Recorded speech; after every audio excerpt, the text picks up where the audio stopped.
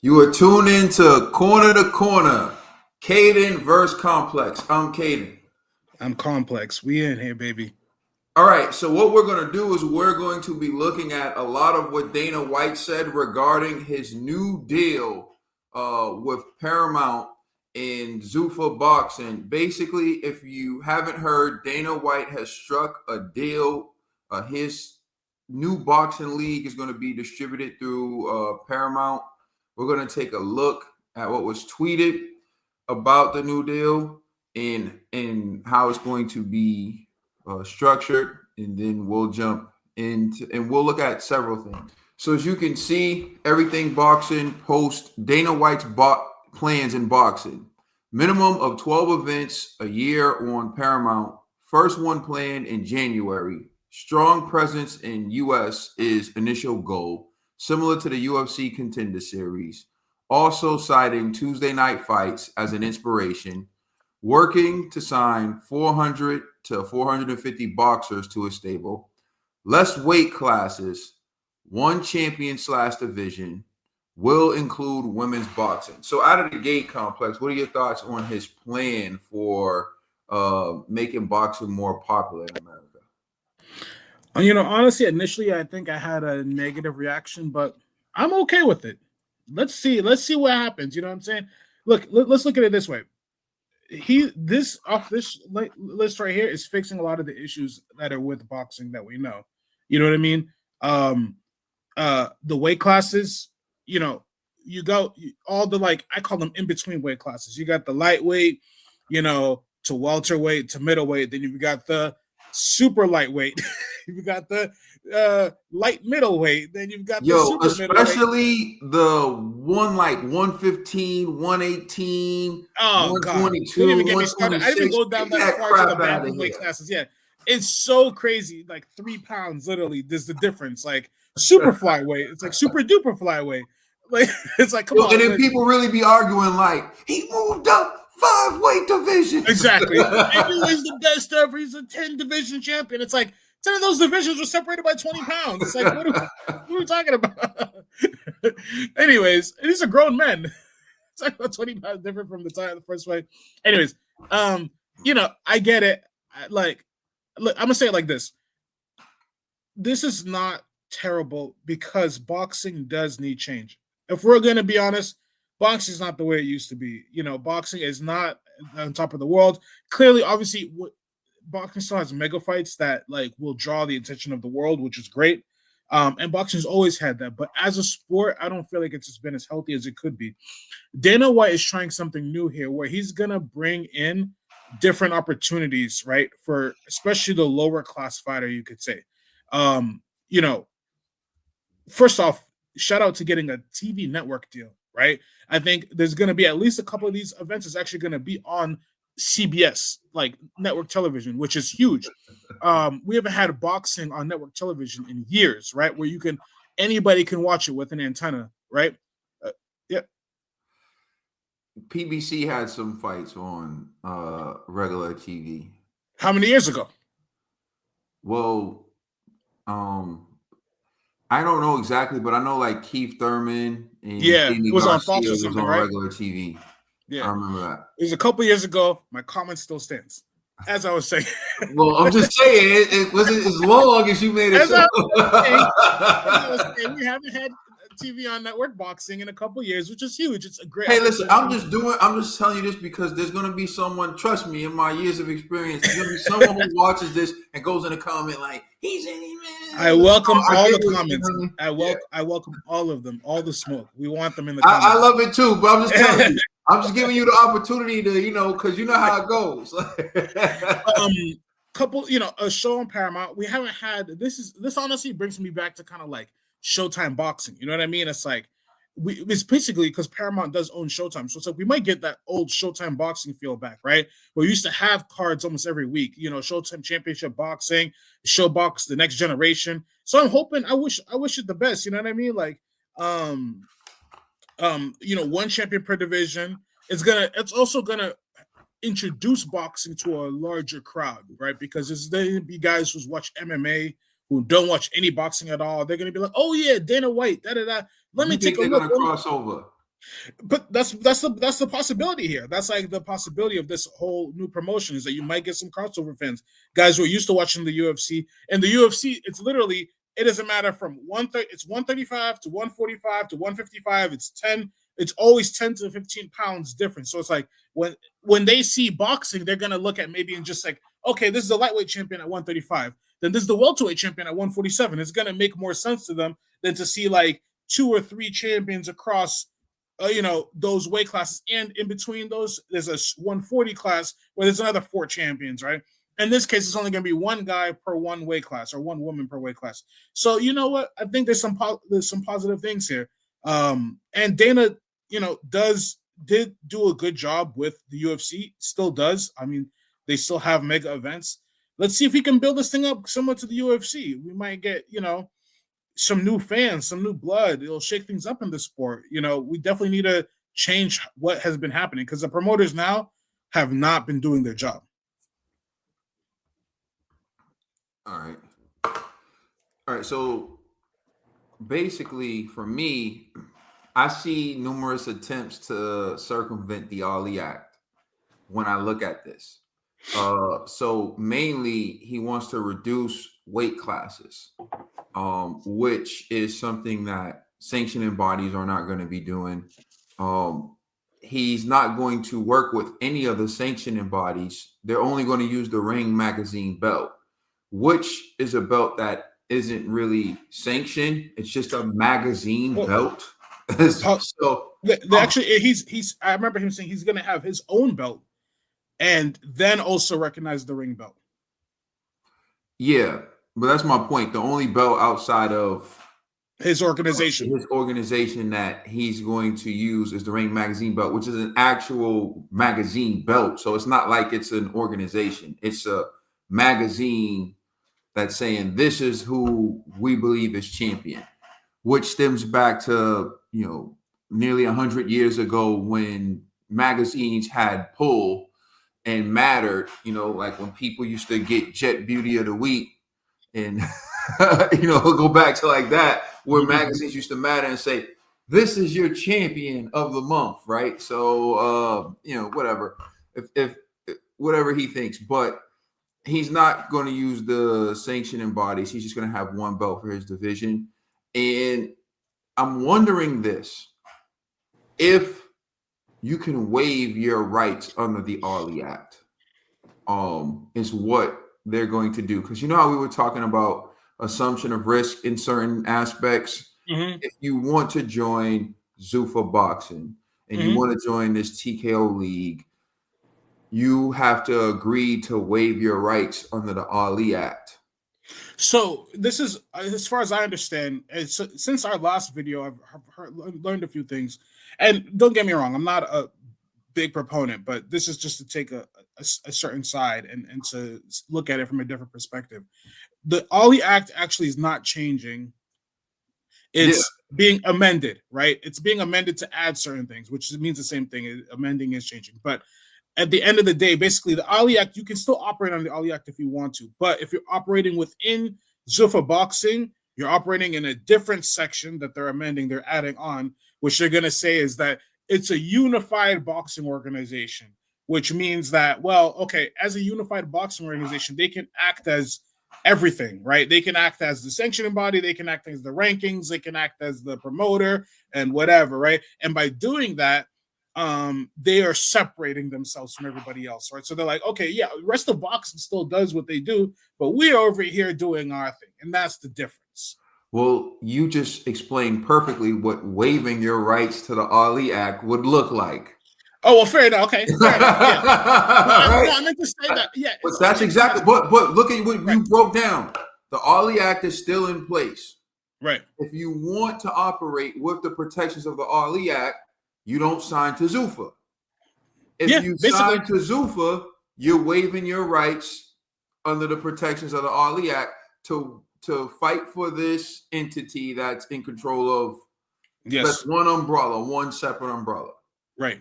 So that's the perfect breakdown of you're waiving your rights to the Ali Act. So, right. So that's how. So thanks for adding that because you broke down that you confirmed that that's what it is now. So to fight for Dana White, you would have to waive your protections under the Ali Act. So this leaves an ambiguous question. What does the contract look for Zuffa if you want to leave and go back to, say, fighting for conventional boxing promoters and Well, promotions? we can answer that by looking at the UFC's model. I mean, the UFC for years operated basically exclusively outside of the Ali Act, right? And with the UFC, it was everything was controlled, the rankings, the promotion, the belt by the promoter. As far as I know, as far back, there was something called a champions clause. Basically, you were tied into your contract, right, for a certain number of fights and for a certain amount of time. But if you became a champion, almost everything went out the window, and you went a new contract that extended indefinitely, right? That as long as you're the champion, you can't leave until you basically drop the belt, right? So that you retire from the sport because they didn't want people to leave the UFC and go to another promotion as champion and then go say, "Oh, I'm the current UFC champion. Now I'm coming to fight for this belt," right? But I think what happened recently is what they did is they had to change it. I believe partially because of Francis Ngannou, like where a sitting champion actually left the sport and was able to go. They I don't know if that's a common thing now, but basically, Francis Ngannou had to wait out his contract to get out of the situation, but he had to wait. They put him on ice for like a year, right? So until like the time expired, I think because so now basically that champions clause I think is out of the box, but they can still put you on ice just like any other promoter technically, right? And Now, they can wait, just sit real you. quick, just to add on to what you're saying. We Yeah. already established in the last video, Dana White had a problem. His biggest superstars were leaving UFC to take fights in the sport of boxing to make Mm-hmm. life-changing money that in one fight they would make way more money than they made in their entire career at UFC. So Right. Dana White needed to get his hands into boxing, and which is what Right. he's doing right now. So as you just pointed out, Francis Ngannou left and he never needed to come back. So he was able to get his way out of the contract. Conor McGregor did something similar, left, and then took control of his own career. Dana White now has boxing. And so my thing, what I'm trying to explain to people is, you know how in hip hop world, rappers used to get big and then they would start their own label. That's Mm-hmm. what Jay-Z did. That's what a lot of the big name artists did. So labels started saying, we don't want to create these superstars, and then they go leave and start their own label, or they leave and then they go do movies and they blow up big like LL They Cool J. created a 360 deal. 360 deal where whatever you do, they get their cut. They created the P. Diddy deal. Really, it was already out there. Everybody just was slow. We don't want that anymore. We don't want They nothing to just do said, with that. we need to get that P. Diddy deal. No. But now what Dana White is going to be is the 360 deal of combat sports. Because now when he signs someone to MMA and he creates a superstar in MMA, their contract's going to say, if you go to boxing, you must fight for Zuffa boxing. There you go. And that's true. I think that's definitely a possibility. But then also, let's not take a look at it so negatively, right? The whole idea was that you want to graduate to the bigger fights, right? Who just put on one of the biggest fights of the year? It was Zuffa boxing, and it was with the ring, right? The ring belt was on the line. Stop it, So man. if Don't you're tell me in this talking about TKO belt, Canelo Bud Crawford. if you're in this Don't they TKO did belt, not put on that fight. the idea is that you will graduate up to a bigger fight, and yes, Zuffa boxing promoted that fight. They did Dana it. White They did and it. Dana White stood and he took the photos. Turkey Al-Sheikh paid the money for that fight. When they asked Dana White anything about that fight, he had no answers. They asked him how much would a fighter make it. He didn't know. They asked him several things about that fight. He didn't know. This is a partnership. TKO Holdings and Dana White, WWE, they all have a partnership together. So they're invested in creating this new boxing league. What they needed was to give this boxing league credibility. So Turkey used his money, Dana White used his influence, and they used the two biggest names in boxing for promotion and publicity for what they're about to try to do. Because Canelo's promoter is not Dana White, and it's not Turkey Al-Sheikh. Well, Turkey's the one who paid him and got him under contract. Same with Bud Crawford. These are two solo contractors, basically. Right. Yeah. They're two fighters for hire if you got the money. But every boxer isn't that way. They're that way because they're at the point in their careers where they already became superstars, so they can do whatever it is they want to do. And remember, not so long ago, Bud Crawford was locked in a deal with Bob Arum that held him back because he couldn't fight PBC fighters and he couldn't fight some of the bigger names. And once he was able to get out of that deal, that's when his career took off. So fighters who are going to be locked under promotional deals with Zuffa Boxing are going to be even more handcuffed than Terrence Bud Crawford was being under Bob Arum, but that's another discussion. I mean, at the end of the day, is this anything really any different than what current boxing contracts have? Promoters, like you said, these guys are at the level in their career where they had the freedom to be, complete free agents and fight with whatever promoter. But generally, guys fight, and that's how it's supposed to be because every boxer is an independent contractor. But in recent years, we've had big promoters sign up a bunch of talent and then just keep their stables and try to have as many fights within their stable as possible. As you mentioned, you had Bud Crawford with Top Rank, and what belt did they all use? The WBO, right? How many WBO fights happen within Top Rank guys within those similar weight classes, right? Yep. The PBC, a lot of times their guys had championships with the WBC, right? They would often have a lot of champions between those certain weight classes fight each other, and that was all they recognized. I remember one time PBC had an image, and they showed, I think, the welterweight champions, and they left out the WBO. They didn't even recognize it. They said, we don't recognize it. We recognize only the WBC. PBC wanted to have their own belt too, but they couldn't because of the Ali Act. Now they actually could, and that's interesting. This amendment would change things because only certain promoters, big promoters, can probably even have this, right? But let me finish the previous point before we jump into that. Is that, yes, you're right, is that the guys will be handcuffed, but it's not any different than what we've already seen. Guys right now, if they're on a certain TV network deal, or used to be not as many TV network deals, but if you were an HBO fighter, you only fought on HBO. If you were a Showtime fighter, you only fought on Showtime. If you're a PBC fighter, you can only fight within PBC unless they can make a certain deal, one-off deals where they co-promoted. So honestly, what Dan is doing is not that crazy. It's not like the out of the box. He's just taking it from he's just coming in with way more money and way more influence where he can affect the laws, right? Guys before had a lot of money to buy up talent, but he's got the Trump, backing to be able to actually change the laws to I'm gonna make this work in my favor. So in any event, that's actually kind of crazy, and it's just crazy enough to work. You know what I mean?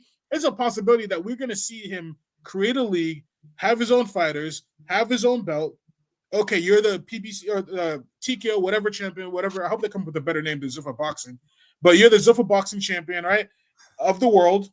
Okay, and then you go off and you face and the ring, as if the ring can stay, as impartial as possible, is the ring champion is who we consider the lineal or the guy, anyways, right? Oftentimes, nobody gives a damn about the ring title. It always mattered. The ring title. It used to always matter. It used to. But what difference? Why does it not matter now? Belts don't really matter now because there are 4 of them, and you're looking at who you see as the champion. I'll give you an example. The belts haven't really mattered since Crawford Spence, and even then it was split. Where there are 2 guys who are the best in the division. Other people may have belts, but you're like, yo, we want to see these 2 guys fight because we want to see who's the best. Anthony Joshua, Deontay Wilder for a minute. Then it went on to be Usyk, Tyson Fury. It's rare. There's usually guys who stand out, and you're like, who the 2 best are. You just want to see the 2 best fight. And it doesn't matter who has a belt. Rolly has a secondary belt right now. Nobody would be looking at Rolly like he's the true champion.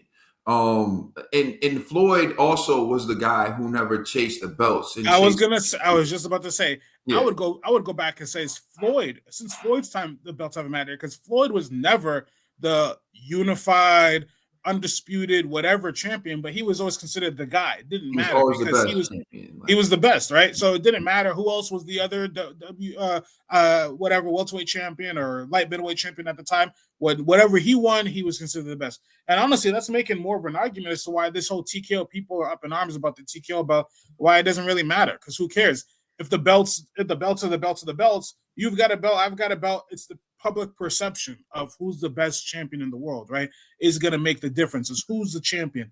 If TKO Zuffa can do a good enough job to present their product where these are world-class fighters and these are the best in the world, then that's who people are going to want to see. And ultimately, if there's the WBC champion out there and he wants to fight and whatever, then down the line, maybe they're going to do a ring championship match between the WBC champion and the Zuffa champion. But honestly, everything that Dana's doing is not really out of the ordinary when we think about it. Like the belts, like you said, do not matter. So whether they recognize the WBC, WBO, IBF, makes no difference, because at the end of the day, it's the people's perception of the champion that's going to matter.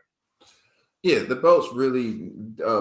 Jake Paul's getting popularity views, and he's a star in boxing right now. But here's where you said that what they're doing is no different. What they're doing is very different. Here's where it's different. Revenue split, for example.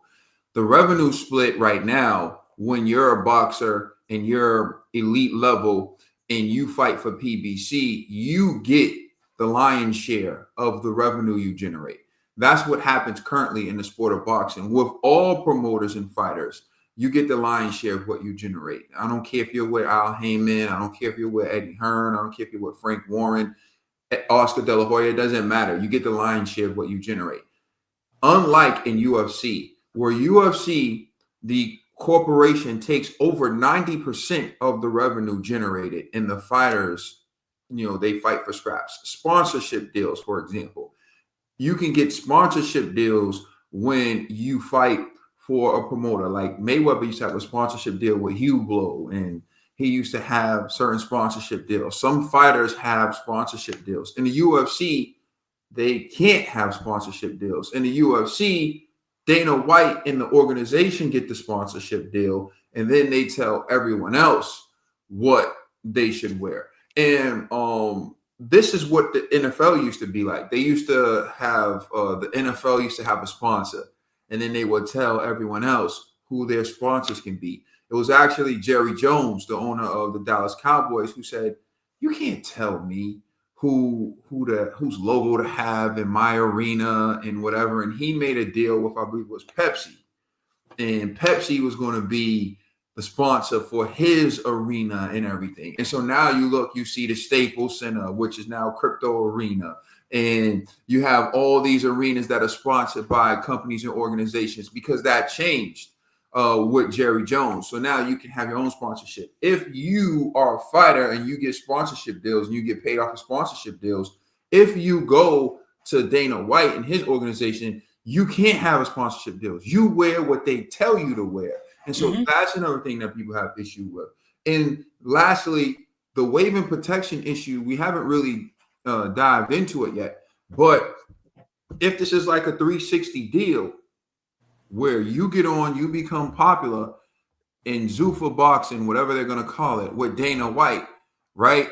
And you become a superstar, and your contract ends, and you leave, and now you go fight for Al Heyman, Zuffa, and they'll always get a cut.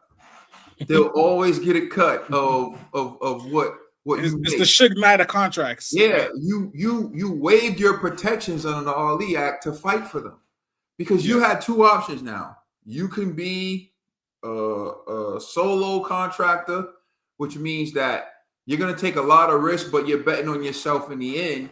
Or you can go to him, you can get a salary, you can get, and I think that's what really is the option they're trying to put out there.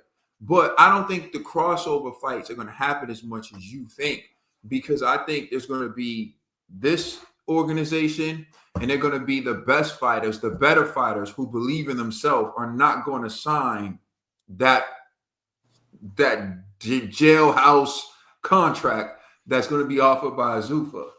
Yeah, because, look, Yeah, I get you. He promoted Crawford, Canelo, but they're not signed to him. Go ahead. No, agreed. Now, look. When you play as part of the NBA, what kind of jersey do you wear? Right, you're gonna wear your team's logo, and you're gonna wear. I think they're sponsored by Nike right now or Adidas, right? And that's it. Is what it is. On your feet, you can wear certain things, whatever, perhaps if you want to, but you can't wear like your own whatever. You can't, when they do the introductions, you can't have like your own sponsored by Corona or whatever, right? No, you part of the team. You come out as everybody else, right? And that's what the UFC does. No, the UFC doesn't do that. That's not true. I'm telling you right now. You have to wear what the UFC is sponsored by. No, that's what I mean. That's wear your own stuff. Exactly. That's my point. Is that you can't do that. You have to wear, just like in the NBA. You got to wear whatever they wear, right? That's not true. That's not true. In the NBA, if your jersey sponsored by Nike, the NBA has this jersey sponsored, right? But you can be an Adidas athlete and still wear your Adidas kicks. Your prototype Adidas kicks that were made for you. That's true. Can do that. Certain, yes, you have that. You have that wear your prototype Adidas wristband. Like LaMelo sponsored by Puma, right? He wears his Puma kicks regardless of who sponsors. You can wear it, but you can't wear a big. I remember this dude wore Supreme. What's his name? He's one of these dudes, one of these young dudes who's on. I forgot his name. But anyways, he wore like you can't wear headband. Wristband. Yeah, he wore like a wristband and it said Supreme on it, like the whole arm. And they were like, no, you can't do that. Like that's outside advertising or whatever, right? He could wear sneakers. He could wear what, because that's obviously the sneakers. But that's besides the point. My point is this. Yeah, headband too. You have to wear a headband with just the NBA logo on it. Yeah, you can't. Yeah, exactly. Yeah. But that my point is this, is that at the end of the day, welcome to capitalism. Yes, the Zuffa boxing is gonna take the lion's share of the money, right? But they also take the lion's share of the losses, right? If things don't go right, they're gonna eat up all the losses. Now, at the end of the day, it's a choice to sign to Zuffa boxing or not, right? You don't have to sign to Zuffa boxing. You can still go the other route. You got a path. There's a fork in the road. Do I want to go here? Zuffa boxing's created an infrastructure that's going to be more sustainable. One thing about the UFC is, did the fighters get paid as much as the boxing? No. But there's much more of an infrastructure where there's an opportunity for the sport, for the league, for everything to move on, right? And for you to have opportunities for the next superstar to come in. Whereas in boxing, guys don't have that opportunity, right? Where in boxing, you're talking about an infrastructure. The Adrian Broner's version of UFC, you think he gives a damn about their infrastructure? Like, yeah, Adrian Broner right now would be 5% of what I generated, but the company has a good infrastructure. Would be wise to sign with TKO because they got healthcare. They've got. They don't have healthcare. The fighters in UFC don't have healthcare. They do. They do have healthcare. No, they don't. They don't have it. They don't have it for life. Ben Askren, no, after you leave, Ben Askren had to get money, but when you should be able to supply. Listen, I work for an organization, and I would have life insurance for a lifetime, and you would too. Not with UFC. So this is the problem I'm telling you. Look, like Ben Askren almost died. Yeah, it took Jake Paul and other people to pay for the transplant that he needed. Right, yeah. The organization that he dedicated his prime years to taking punishment didn't have health insurance to cover him. Right, because he was no longer fighting for them. So is that how it works, though? When you retire, when I retire, we still have health insurance. No, we get our Medicaid. We get our Medicare. Or we get our... Well, you know you're lying. At the end of the day, right now, but it's okay. At the end of the day, right? We gotta have some change in boxing. I think Dana White coming in and providing this as an opportunity. There's some guys who's gonna follow this path, and guess what? If you become a big enough star, like you said, the Francis Ngannou's, the Conor McGregor's, you're gonna break out anyways because it's not gonna be able to hold you back. He got him on a 360 now. As long as you're signed to them, but you can fight out your contract. There will be some way to get out. It doesn't matter. I guarantee you, Zuffa Boxing is always going to be his promoter somehow, some way in this contract. I can't wait to see it. but you waive your protection under the Ali Act, which means you're choosing to fight under an entity that's one umbrella, that's everything. Keyword choosing. You're choosing. I get it. I get it. You can go to PBC. Even be a choice. You can go to Match Rank. You can go to Top Rank. Oh, and I know that. What's his name? Vito Milanicki or whatever his name is. He's gonna go fight in Zuffa. So that's probably right up his alley. That's probably something. It is up his alley because he wasn't gonna win no titles anyway. Exactly. So good for him. So you this is the thing. Take his ass. Go ahead. My point is, Vito. It looks good now, but everything that glitters isn't gold. Hey, okay, look. At the end of I think what these guys are doing is because this is essentially what's going to happen. You're not going to have the world class fighters. You're not going to have, like you said, a Canelo, a Crawford, a Boots Ennis, or any of these like guys we consider Devin Haney world class fighters because Zuffa can't afford them, right? Where they're going to take is some middle of the road guys. You know, Vito Milanicki. What was that other kid? Brandon Lee, that kid, something like that, that level, right? Guys who are like, okay, probably prospect level, maybe contender level, and they're gonna take them and turn them into champions. You want to get real? You want to get real? I can tell you what's gonna happen. Yeah. If you want to get real, I can tell you what's gonna happen. Look at the background and the demographics of the people who will be fighting in Zuffa compared to who will be the actual champions outside of Zuffa. Ooh. You get what I'm saying to you, right? We going. That's what it's going to be. That's what it's going to be. They're going to be mediocre. They're going to be not the best, but they're going to have champions, people who can become champions like Vito Milanicki because he doesn't have to fight the best. He doesn't have to fight what's normally the best. He doesn't have to fight the best black fighter. Doesn't have to fight the best Mexican fighter. He doesn't have to fight the best Ukrainian fighter. They're not signing to Zuffa.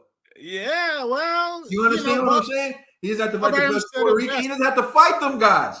So they're gonna be there with their little circle of fighters. This is what I'm telling you. Like, watch. That's what's gonna happen. And I'm not saying that there aren't gonna be guys from other countries who are going to be really good. But what I'm saying is those guys aren't going to sign with Zuffa either. But you're going to have an influx of people who normally don't fit. Like a lot that like boxing is still going to have, when I say boxing, conventional boxing, typical boxing, protected under Ali Act boxing is still going to have a heavy Mexican base, a heavy black American fighter base, heavy Puerto Rican, heavy Ukrainian. They're not going for that BS deal. You understand? Cubans, they're not going for that BS deal. But what you're going to have is those people who can't compete, they're going to Zuffa.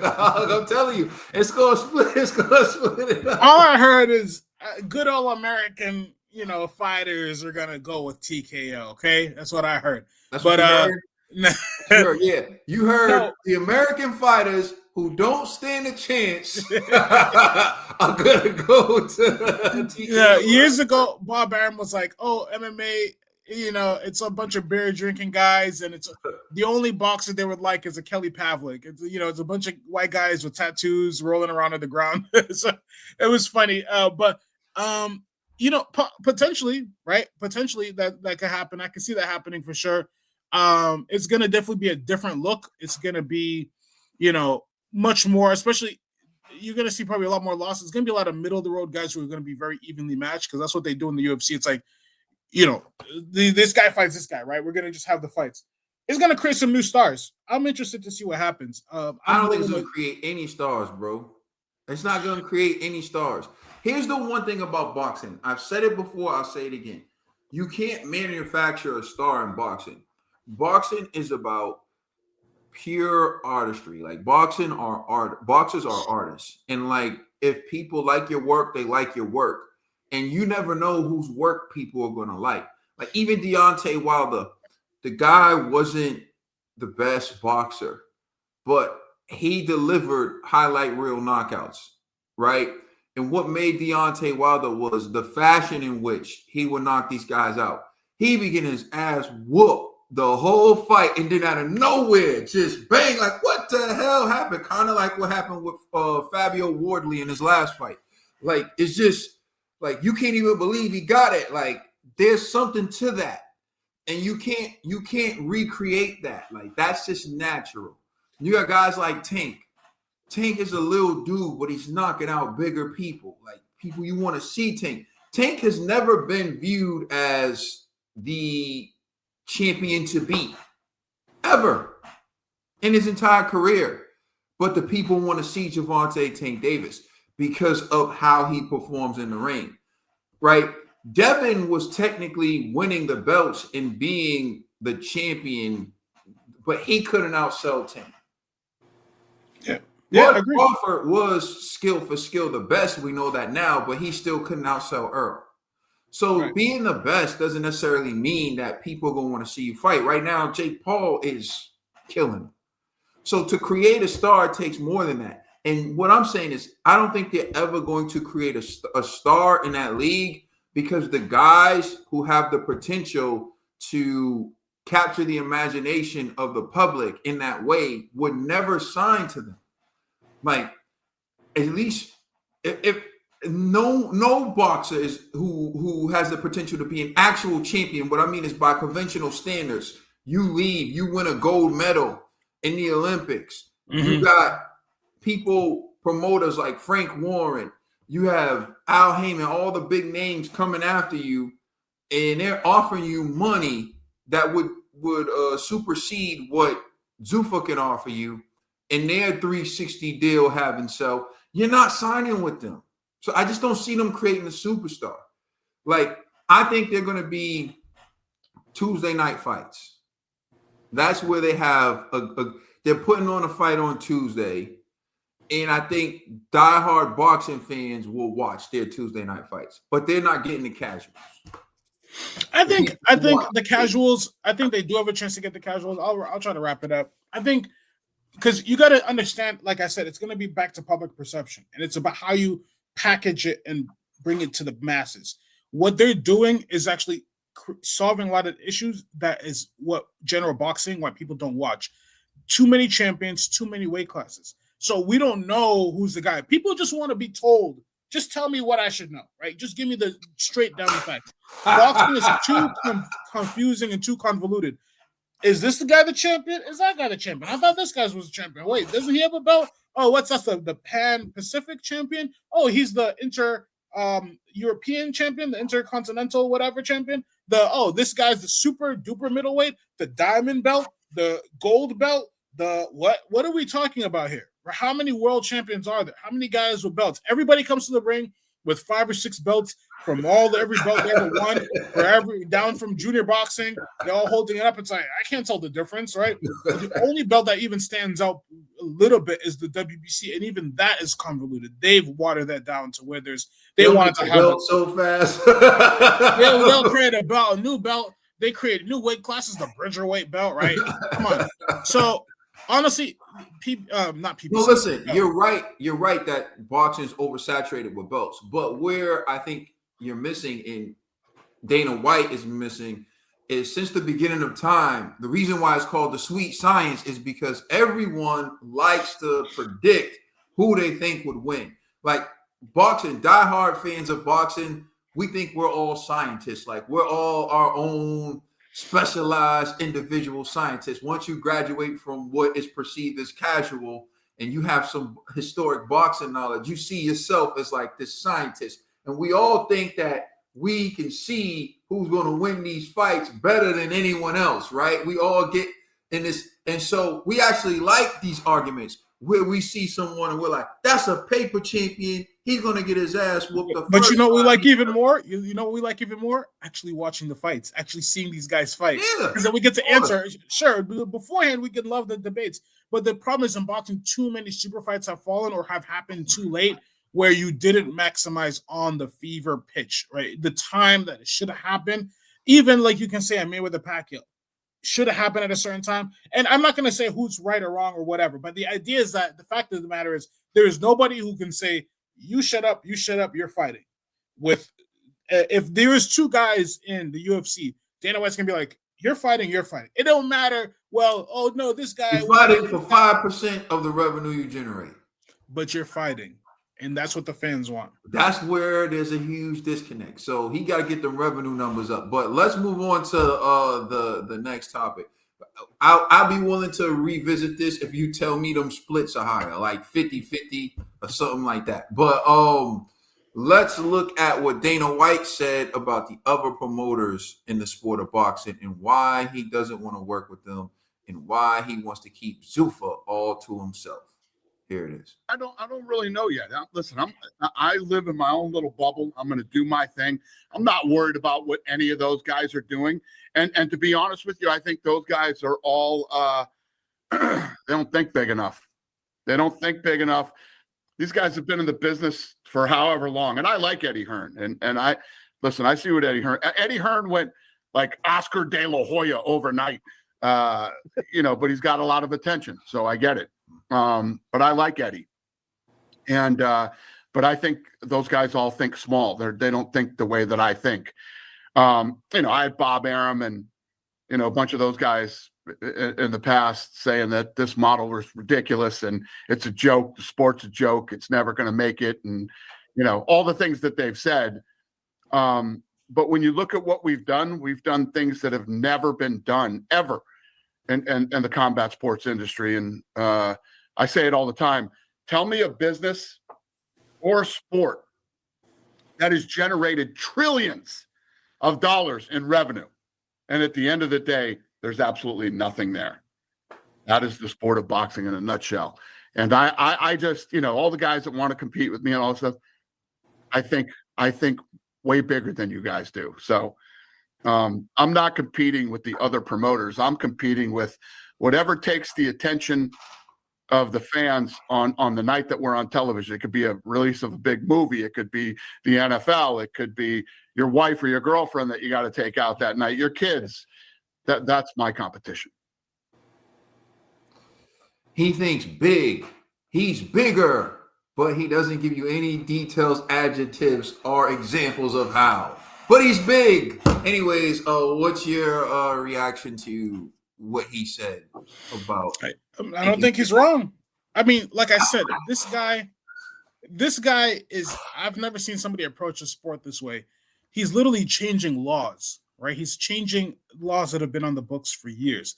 This guy is using political power. This is even bigger than money because we've seen a lot of guys come into box with money. Remember, Eddie Hearn had that $1 billion whatever line of credit or something from like a hedge fund or whatever, right? Even PBC, they were supposed to have some sort of venture capital firm backing them with tons of money. They're throwing money at the fighters or thing. Dana White's like, I'm gonna throw money at the government, right, and change the law so that it works. Saying Dana, he got Turkey Al-Sheikh with him too. Like he's got Turkey too. Like he don't have. But this is what's crazy. This is what's crazy. We've never seen on this level of, connections, right, where you have the Saudis with the unlimited money, essentially, right, the political power, right, with working with the government to change the laws and getting it passed through Congress. Then Dana's already built up enough goodwill within the minds of the casual fight fan that when they see him, they know, okay, Dana White's talking. This is something I can pay attention to or watch and understand, right? And I can almost like feel like I'm gonna get something out of this, right? If Dana White's standing behind two fighters, I know this is about to be a good fight, right? Because they've seen that for years with the UFC. So he's kind of right. The other promoters don't think big enough because they couldn't even fathom this kind of change within the sport. This guy's doing it.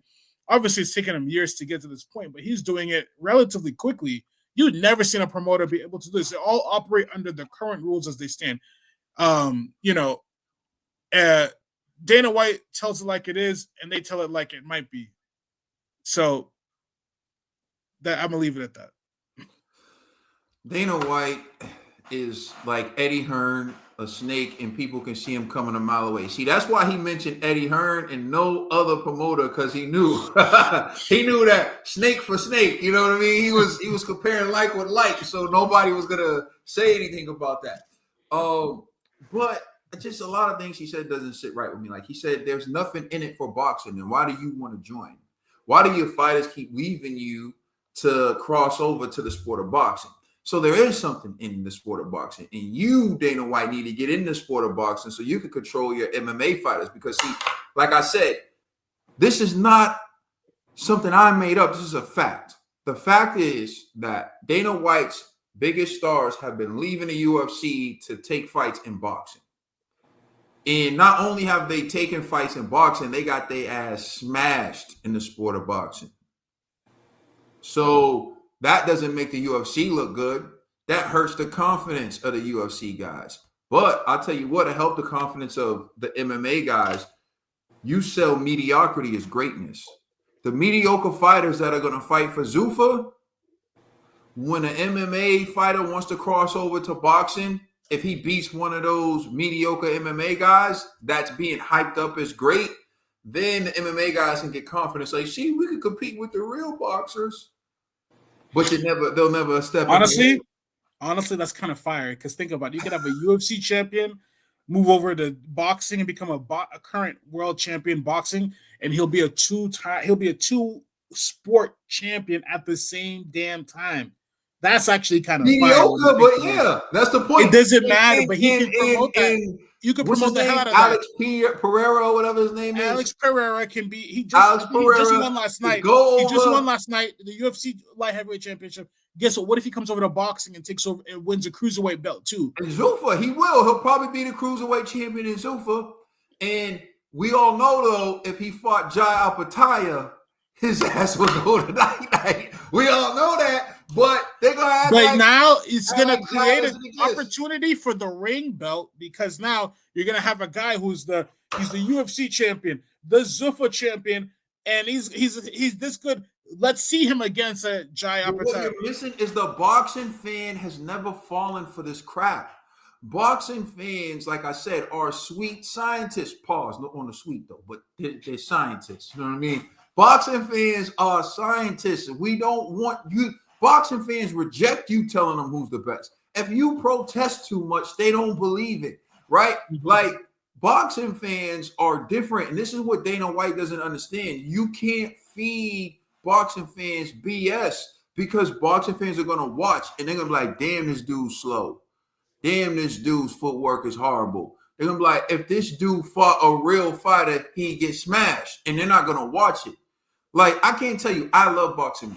Diehard boxing fan. But sometimes I turn on fights and I see dudes and they just show ass. I'll be like, yo, I'm going to watch a show. What's up? Because like, I'm going to wait till this fight ends and, I'm going to go do some laundry. And then hopefully by the time this fight is over. Because I don't want to see trash. And what I'm telling you is he thinks he can take any crap boxing, throw it on Tuesday night, and people are going to watch it. And it doesn't work that way. This is the problem. You're thinking too small. The boxing fan is a niche fan base. He told you, he's not trying to go after other promoters are going after. He's trying to go after the casual viewer, the guy who's like, am I going to go to the bar tonight and watch this hockey game? Am I going to go watch a movie with my girl? Or am I going to turn on this thing? What's this? Dana White and two boxers, these guys are going at it. They're swinging like crazy. You think the average fan, the average casual fan understands the sweet science of boxing? You think they appreciate a Devin Haney technical masterclass? Or nobody appreciates what he did against Ramirez. You think they appreciate a technical masterclass between two technicians, a high-level technician in the sport? They barely could get through a Floyd Mayweather fight. The only thing they got through it was, he talked a lot of shit before the fight, and he talked a lot of shit after the fight. But during those 12 rounds, a lot of people did not know what was happening. They thought he was running. They thought it was boring. They did not appreciate the fact that he was standing there and beating guys up in front of them and that they were basically frozen. That's not the point. The point here is to build something where the casual viewer, it could be two guys drunk swinging on each other, and I guarantee you people are going to tune in, and they can be like, oh, that was a heck of a fight, because that's what the casual person wants to see. They just want to see straight-out action fights, which Tuesday night fights used to bring. It was a lot of times just like guys, lower-level guys going in there and going to war, right? You want to see it. Look at the fight that people put up as the best fight ever was that three-peat fight between what's his face? Blanking other names, but you're talking about Ward and Gardy. Thank you, Ward. Gardy Ward, right? They consider and this is what the casual viewer would say is one of the best fights ever in the trilogy. Where these guys, Gotti was a world champion, I believe, at a certain point. But those fights were not world championship fights. Those were Future not Ward that. was a hell of a fighter too. Now don't try to. I'm not, and that's what I'm From not saying. Massachusetts, baby. I think it was Lynn, Mass. Yeah. In that movie, the fighter was incredible. Yeah. Dickie They Eccles. had an actual police officer in that movie too, Steve. He's actually a Boston police officer. Really? I played him in like a youth police basketball game. He's a hacker, a trash talker. Nah, he's a good brother. But he was in the movie too. Yeah. But that's my point. Is that Dana White wants to put on fights like those all the time and tell you that's the world champion, because it's going to be an action fight. It's going to be two guys swinging, very little defense, very little footwork. It's going to be two guys standing in the pocket, and who's going to be the tougher guy. That's exactly what Dana White wants. He does, because he knows the average person is not going to appreciate a really technical, slick boxer who's slowing the fight down, making it look boring, but it's really, really high level stuff, right? So yes, will the boxing fan not like it? Sure, but guess what? The boxing fan hasn't driven the sport in years. The boxing fan the boxing fan drives the lowest level of the sport, because the boxing fan is going to watch, right? They're going to watch late night Japanese guy. They're going to stay up till 6 a.m. to watch a guy in Japan fight another guy, or a guy actually really good, one of the best fighters. But in the that's world. my point, right? He's right. They're going to stay. He's not the trash that Dana White's trying to sell. They're going to promote. They're going to keep that level up in terms of, like, they'll watch every championship, the bantamweight champion. They're going to watch all that stuff, right? The casual viewer is what pulls it. Another point. The viewership for Canelo Crawford, right, according to Netflix's numbers, was 41 million, which is incredible. For Jake Paul versus Tyson, it was over 100 million. For even Katie Taylor and it was like 70 million. Amanda Serrano, was 70 million. And that they fought on the undercard, and they were able to promote that as a special attraction for that fight. So the casual viewers who drives the money, not the hardcore boxing fan. The hardcore boxing fan is going to watch anyways. Guess what? You and I are probably going to watch Jake Paul versus Tank. Is this what I care to watch? No, but I'm probably going to tune in because whatever, it's boxing and I'm going to watch it. I'm probably going to watch Mayweather versus Tyson. But is the other way around. Can we get those casual viewers to watch Lamont Roach versus who's he fighting next? Pitbull Cruz. Can we get the fans to watch that fight? I don't know. We don't see, unless they're told that this is that what they should watch. They're not going to watch. They're not going to stop their Saturday night to go turn that on, because they got other things that you got to tell them, like, oh, this is you're gonna get about to watch an action pack, whatever, and that's what Dana White's provided. Yeah, you're forgetting one little thing.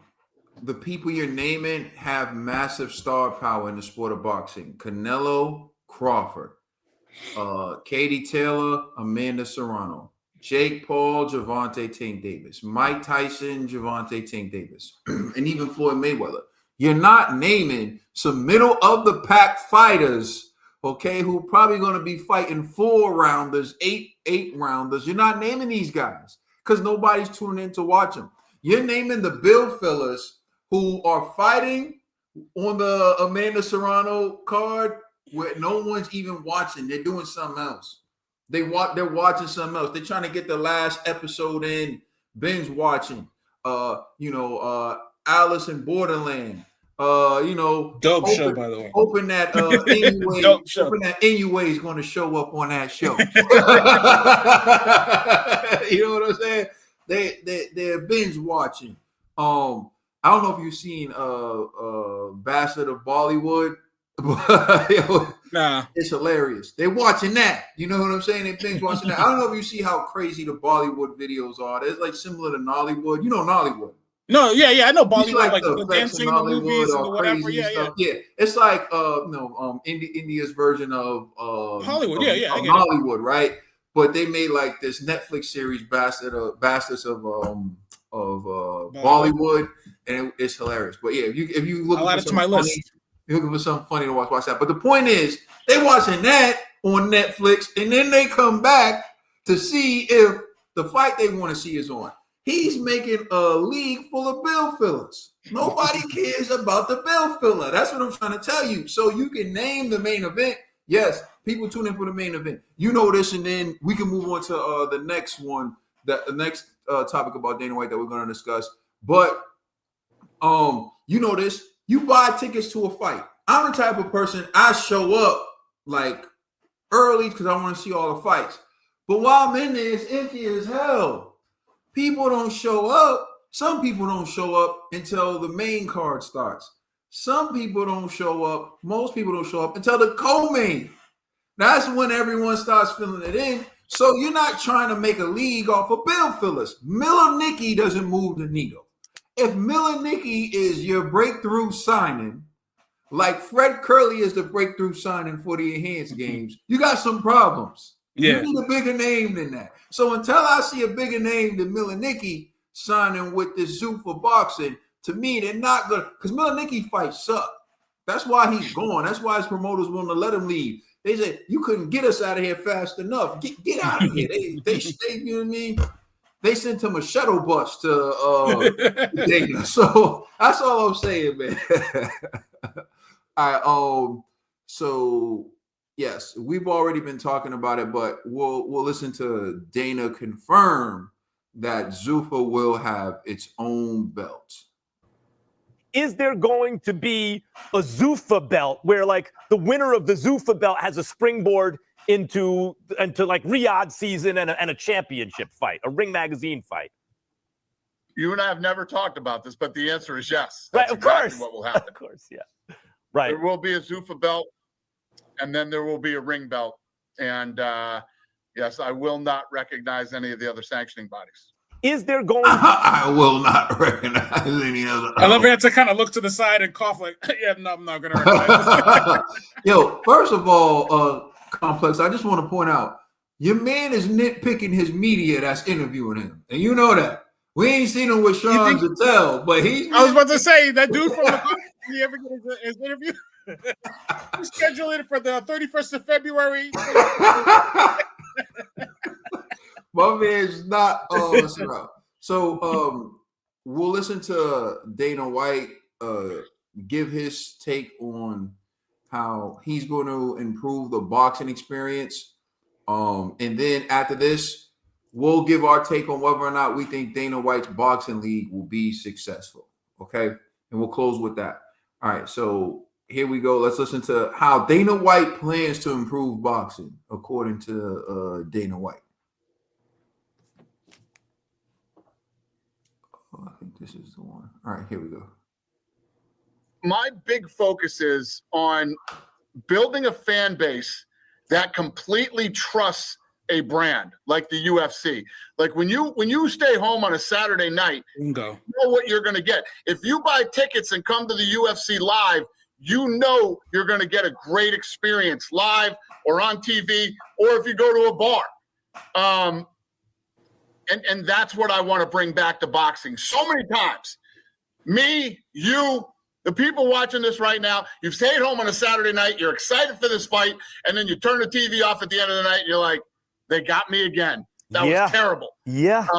Or even worse, you flew there, and you watched the fight live, and it was a complete shit show of a live event and a bad experience that left a bad taste in your mouth. That is the number one thing that is the most important to me, is starting to regain the trust of the boxing fans. We're going to get it. That's how Dana White plans to improve the boxing experience. Complex, do you think he's going to improve the boxing experience, and do you think his boxing league will be successful? Yeah, I do think. I know we covered a couple things there, the belts and the whatever. All right, so you had mentioned earlier about, like, you know, a lot of guys go to fights. You go to the fights early because you actually want to see the fights, right?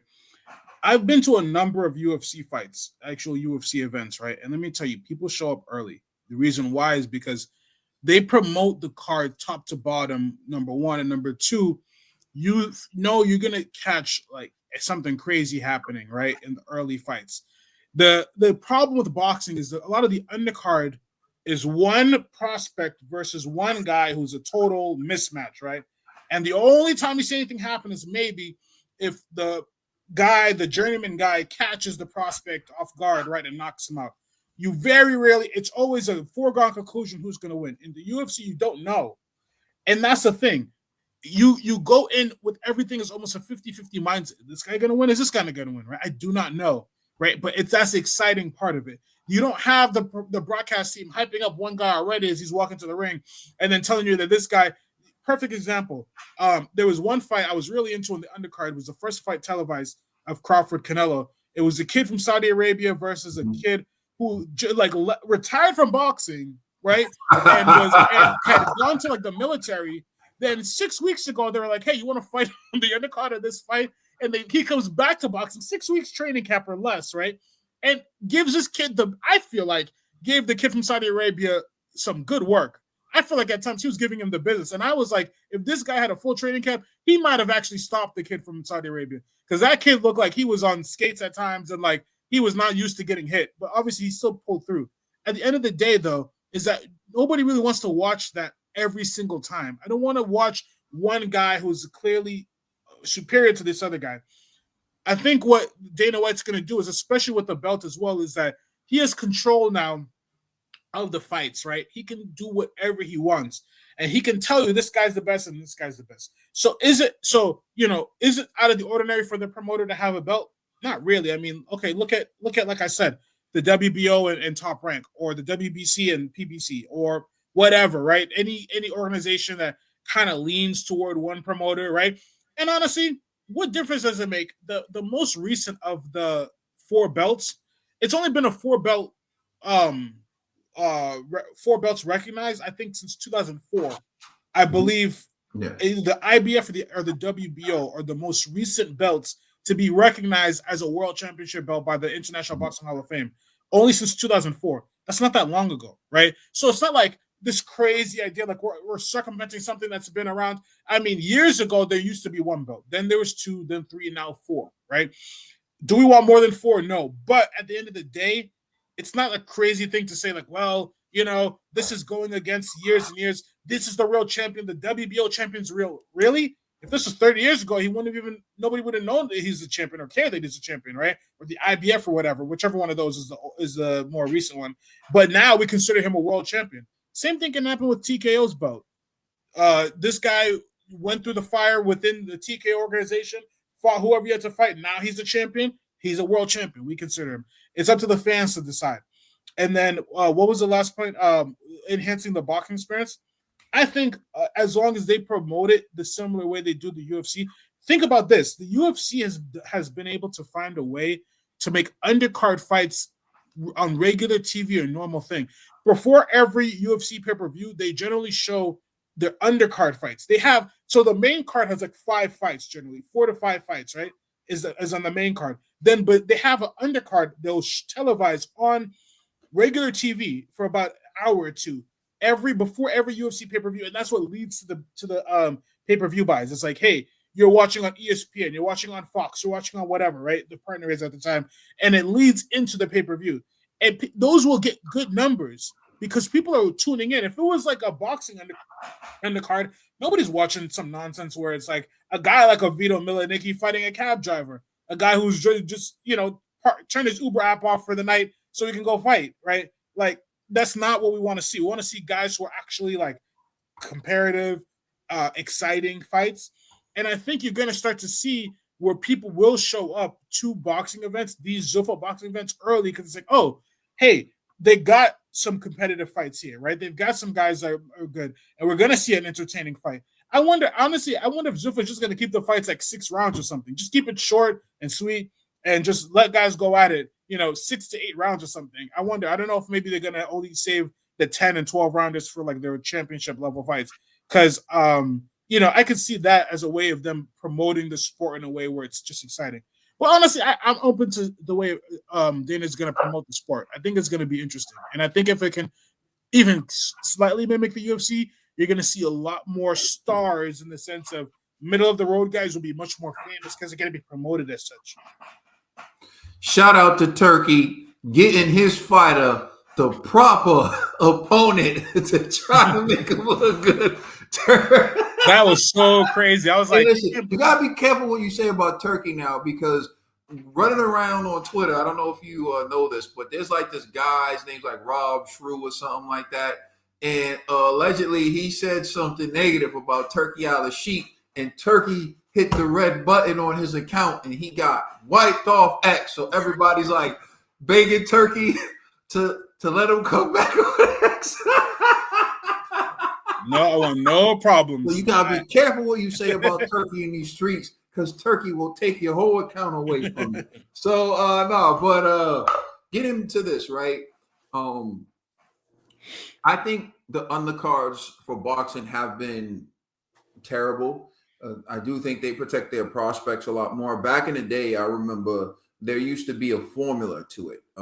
You always had a prospect who was stepping up on one of the big pay-per-view fights. They were always building. So you remember Mayweather, when he was fighting, Canelo was always fighting on his undercard. And Mike Tyson spoke about this, how every time he was fighting, he wanted Christy Martin to fight on his undercard.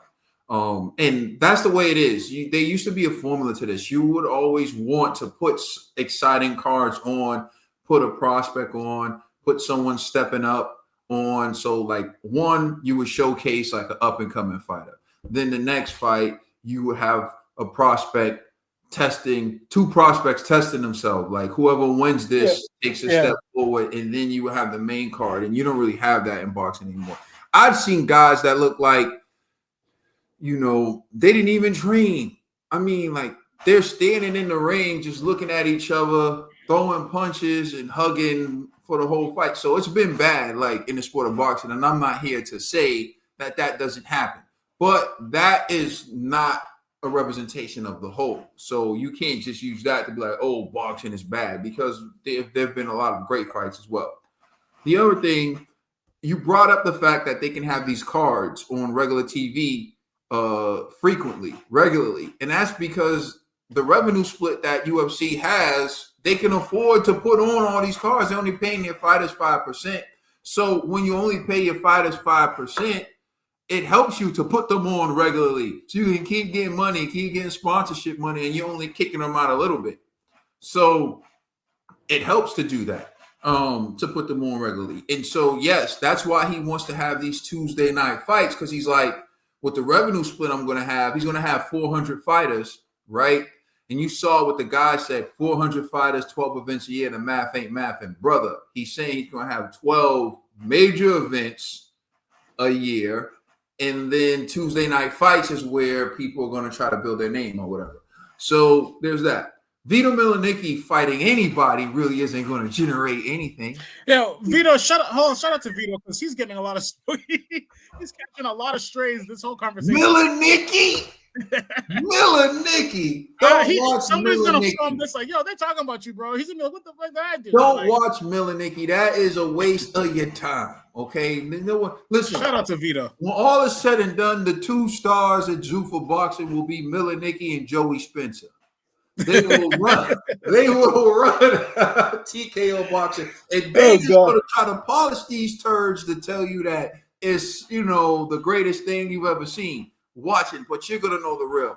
In actuality, I don't think it's going to work. The reason why I don't think it's going to work is because I don't think they're ever going to get the superstar they need, because fighters need to be very wary of waiving their rights under the Ali Act to participate in the sport league. You should ask yourself, why would a league want you to waive all these protections? Then you should look at what former UFC fighters have to say about Dana White and his business model. They just had a big antitrust lawsuit where they've had to pay like $300 million. $300 million. That's what Zettel was asking him about.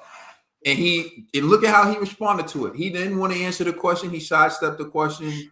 He only goes to media that softballs him questions. He was only able to get this amendment because his buddy Donald Trump is the president, and they have the majority in Congress right now, the Republicans. So he was able. One sidebar. Poor Max Kellerman used to be such a actual journalist. He used to be considered respected. And ever since he's come back, everybody's like, yeah, no wonder we didn't miss this guy. Like, terrible. You know what? He's in a tough situation, though. Stephen A. got him fired from First Take. he need a check, man. You know what? I can't get mad at someone from needing a check, but we all got bills to pay. We all got bills to pay. Yeah, but respectfully, that interview with Dana, I watched it. He was doing splits on that thing, like just freaking showing off for. I was like, bro, you cannot be this excited. You're a boxing fan. You literally sat ringside to some of the best fights in history, and you're sitting here hyping up Zuffa boxing as if it's about to be like the next best thing. And he's just like, oh, this is so you're gonna have your own belt. Oh, that's great. And like no pushback, no nothing, no like actual. This is great. This is great. It's like, bro, come on, you know better than this. But anyways, I gotta be honest, Complex. The way you came and started this show, I started to think you was compromised. I said, I think that Dana got to Turkey and Dana got to. You're gonna see that background change over time. There'll be signs. If you come in with some big old diamonds or whatever, a Monet picture be like, yeah, what are you talking about? Zuffa's I'm great. done with you. If you sell out or not, but yeah, it was just bad. Like in the end, I think we would have to see. One thing I need to wait to see, honestly, that hasn't been released yet is what the revenue split is going to look like. I feel like if he gives a more generous revenue split, then maybe because it's not gonna happen. But yeah, I know. But if he doesn't do that, I don't think that he's going to get the fighters to generate that type of interest. Say like a 41 million, in streaming. No, he's not going to get a 41 million. No, you're right. And no MMA event I don't think has ever gotten to those kind of heights. I think they said all the combat sports events, the highest grossing ones, like the top 5, at least 4 of them are boxing. I think only one might have been McGregor versus Diaz or something was like one of the bigger ones, or against what's his name from Dagestan. My brain is too tired this morning. Nurmagomedov. I think that was that was a big fight as well. So, but yeah, at the top of the top. There's nothing like the 2 best boxers in the world fighting. There's nothing in this world. The excitement for it, the hype is nothing like it. But you can make a lot of money putting on a lot of middle of the road fights more often, right? Because the trouble is those boxing mega events happen once a year, maybe, right? Where the whole world stops to watch these 2 people get in the ring and fight, right? There's still respect for that, right? When the 2 top in the world fight. But with the UFC, they don't have to necessarily have that. The UFC's made a killing based off of just this is a guy that we say is good, and this is a guy we say is good, and they're gonna fight. And this is a guy who say we're good, and this guy say good, they're gonna fight. We don't need to necessarily know or believe that they're the best in the world. The reason why the UFC's worked is because they were able to get in on the ground floor of a relatively new sport and throw a lot of money and get control early on. Boxing, they can't do that. They're not. Yeah, they monopolized the sport. They got rid of all their competitors, and they got rid of all the competition. They can't do that in boxing because you're not going to get a giant opportunity to come fight for you because he's like, why would I do that? I'm gonna take a pay cut. I could just fight. I could promote myself, right? And that's fine. But they're not gonna get a Usyk or Fury or none of these guys because they can't afford them. But they're gonna get a bunch of middle of the road guys and they're gonna promote the hell out of them. And they're gonna say this guy is the world champion, right? And then if they can get a diamond out of the rough there to rise up and be on the actual world level, then they're gonna say, oh, he's fighting for the ring belt, and they're gonna do a co-promotion with one of these guys, a WBC champion or whatever champion or unified champion, and they may or may not get a guy who can actually operate on that level. But at the end of the day, is that the point is, you're just gonna put on exciting fights that people will be interested in seeing. That's all that is. Not going to be the best in the world, not going to be the whatever. It's just going to be exciting brawl fights that you're flipping the channel. You're like, oh, you're going to stop and be like, oh, snap, these guys are going at it. Oh, snap, this guy got knocked down. Oh, this guy got knocked down. And then people are going to tune like, oh, damn, I want to see that again. That's all the people want to see. And that's what he's going to sell. 1-year contract, I believe.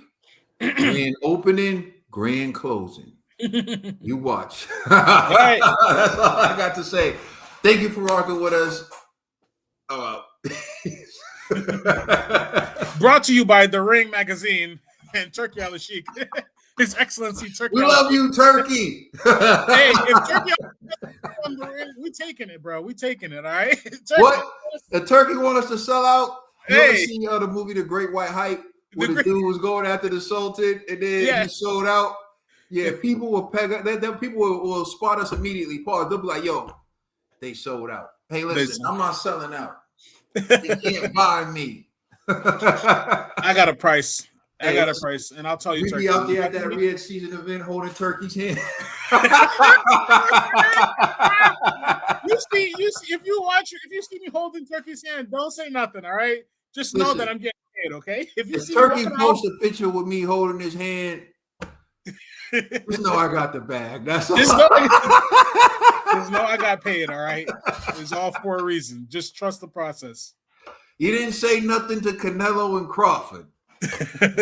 Exactly. Holding hands. Crazy. Oh, All right, y'all. Peace.